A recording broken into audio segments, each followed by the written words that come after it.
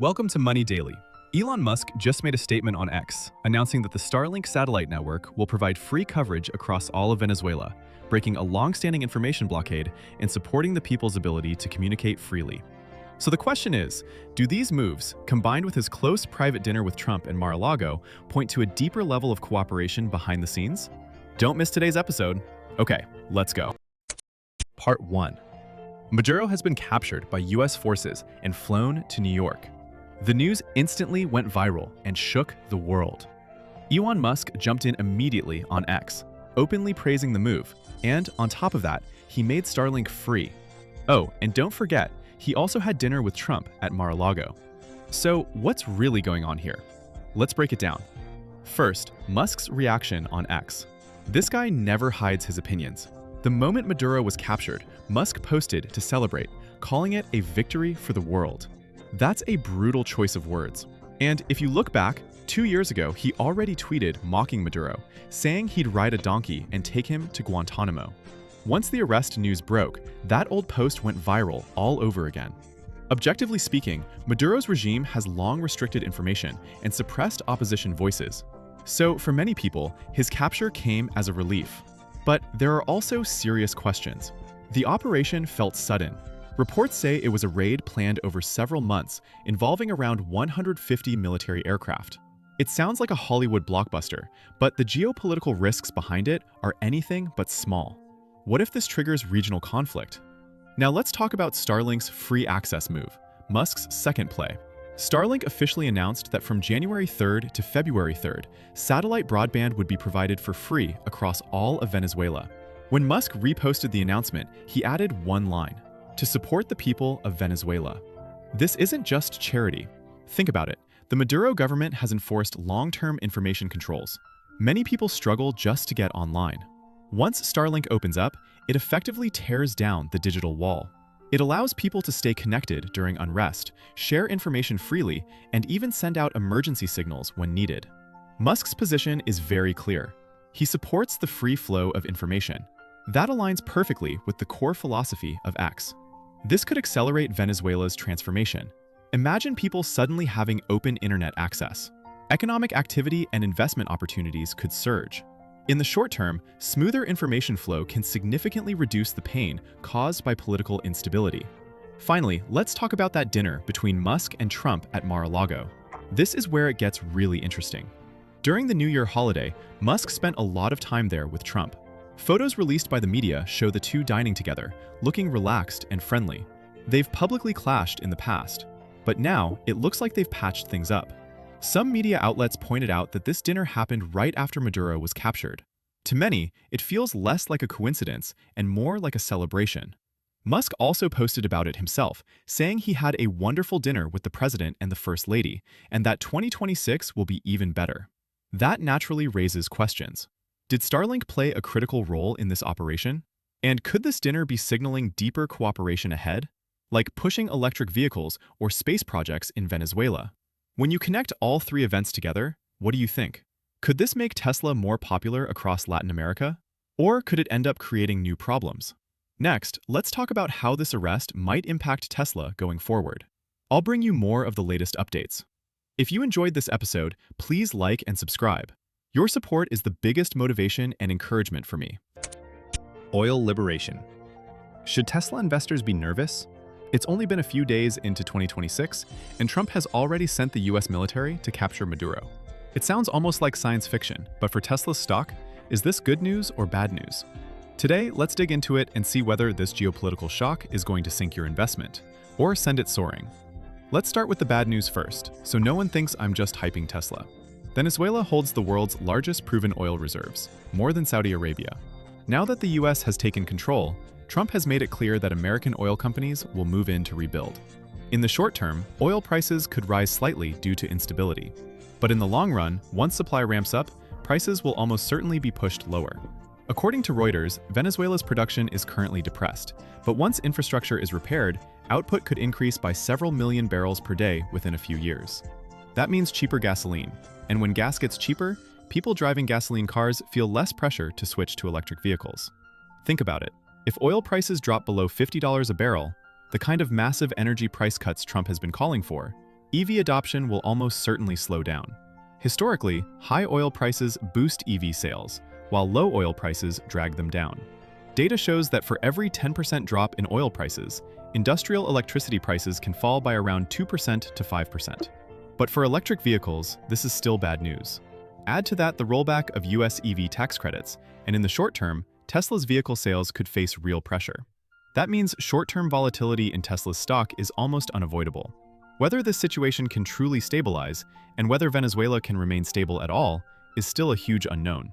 Right now, it's very much a step-by-step process, and there's no clear sign that the transition can be completed at minimal cost. The US military's removal of Maduro would quickly redirect Venezuela's oil exports away from China and toward the United States, benefiting US refiners. If the political transition goes smoothly, Venezuelan oil could return to American buyers. Gulf Coast refineries are specifically designed to process this kind of heavy crude. Back in 1997, Venezuela exported up to 1.4 million barrels per day to the US. By 2018, that fell to about 500,000 barrels per day. After sanctions in 2020, it dropped to zero. Now the situation is reversing. If supply stabilizes, oil prices will also become more stable. But let's get back to Tesla. The predictable downside isn't that large. Yes, falling oil prices will hurt EV demand. But Tesla's future isn't just cars. It's AI, autonomous driving, robotics, and energy. In the long run, lower oil prices could actually be a big advantage. First, manufacturing costs would drop. Tesla's gigafactories consume massive amounts of electricity. Even with solar, a significant portion still comes from fossil fuels. When oil prices fall, natural gas and coal prices usually follow, pulling electricity prices down with them. Some reports point out that for every $10 drop in oil prices, the cost of in-car plastics, like polypropylene, can fall by 5% to 10%. For Tesla's high-volume components, that's real savings. Right now, oil is hovering around $60. If Trump really manages to push it below $50, Tesla's entire supply chain could benefit. Then there's logistics and raw materials. Battery assembly, body lubricants, and many components are derived from petroleum products. Lower oil prices can also push diesel costs down by 15% to 20%, cutting Tesla's global transportation costs by roughly 5% to 7%. And here's the really interesting part. Venezuela doesn't just have oil. There are reports of large, unexplored reserves of lithium and other rare earth minerals. Today, China controls more than 70% of that market. If Venezuela becomes a US ally, those minerals could enter Western supply chains, reducing Tesla's dependence on China. That would be a long-term strategic win, and Tesla could be one of the biggest beneficiaries. On top of that, Tesla's energy business could be another major winner. As US energy security improves and electricity becomes cheaper, people will use more power. That puts enormous stress on the grid. And when grid pressure spikes, demand for Tesla's megapacks and Powerwalls rises with it. Bloomberg has reported that Venezuela's oil recovery won't have an immediate impact, but it will accelerate shifts in the energy landscape, right where Tesla's energy storage business is positioned. So overall, Tesla's stock may wobble in the short term due to oil price swings and sales expectations. But in the long run, Tesla's strategic positioning remains solid. In other words, this looks more like opportunity than threat. The negatives are mostly short-term noise. What do you think? If oil prices really crash, would it change your decision to buy a Tesla? Or are you, like me, betting on robots and robotaxis? This crisis might just turn out to be a buying opportunity. You might find this hard to believe, but Musk said, "I'm now confident that restoring full bodily function through brain-computer interfaces is very possible." Pay close attention to that phrase, full function, not partial function. He also said Neuralink plans to begin large-scale mass production as early as 2026, and that the surgery itself will be made almost fully automated. As soon as this news came out, both the tech world and the medical world exploded. Some people are excited, others are skeptical. But if full body function can truly be restored, it would bring real hope to countless patients and families. So today, let's clearly break down what this actually is. Put simply, the technology builds a bridge between the brain and a computer. For a healthy person, when you want to move your arm, the brain sends a signal through nerves to the muscles, and the arm moves. But if the spinal cord is damaged or someone has ALS, that pathway is broken and the person becomes paralyzed. What Neuralink does is implant a coin-sized chip into the brain. Inside it are thousands of ultra-thin threads, about 20 times thinner than a human hair. These threads can read brain signals and wirelessly transmit them to a computer or phone. So when you think about moving a cursor, the computer understands. You can play games, type, scroll short videos entirely through brain signals. So far, more than a dozen paralyzed patients have received implants. The first patient, Noland, was completely unable to move before. Now, he can play chess, play Civilization 6 using his thoughts, and even live stream his daily life on social media. Recent data shows that close to 20 patients are now using the system, and the results are becoming increasingly stable. So why do so many people find this technology both mysterious and a little scary? On one hand, it involves opening the skull, which sounds highly invasive. On the other hand, the idea of controlling computers with your mind immediately brings up images from sci-fi movies. But brain-computer interfaces are not something Musk invented from scratch. Research in this field began back in the 1970s. What Musk has done is use his personal influence to dramatically accelerate public awareness and adoption. Musk says that after mass production begins in 2026, the surgery will be performed automatically by robots. It will require only a tiny incision. The threads can pass through the dura mater, and the implant doesn't need to be removed. That significantly lowers risk, and the procedure could take just a few minutes.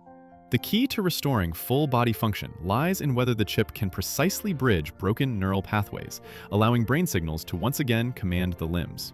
From a physics standpoint, this is possible because signals are electrical and you can reroute them. Of course, there are still limitations. The surgery does carry risks. Early patients experienced minor issues like thread detachment, though those have been improved. Battery life has been optimized, but it still needs replacement after several years. Signal stability continues to improve. It's not perfect. But compared to traditional outcomes, like spending a lifetime in a wheelchair, this is a massive step forward. Looking back at history, brain-computer interfaces took about 50 years to move from the lab to where they are today. Early systems were crude, capable of reading only very simple signals. Neuralink increased signal density by a factor of 1,000, combined it with minimally invasive robotic surgery, and those breakthroughs accelerated progress dramatically. It's like how mobile phones evolved, from brick-sized devices to today's smartphones. Step by step, iteration by iteration, brain-computer interfaces are now turning science fiction into reality. So in the end, Neuralink didn't fall from the sky as sci-fi fantasy. It's iterative, hard technology. Musk's optimism has clearly pushed progress forward, but we still need to stay rational. Mass production in 2026 and full-body restoration are possible, but they still require time and real-world validation. So what do you think? Can Musk's brain-computer interface truly become a blessing for humanity? Thank you for spending your valuable time watching my video. Feel free to share your thoughts in the comments. If you want to learn more about these topics, please like and subscribe.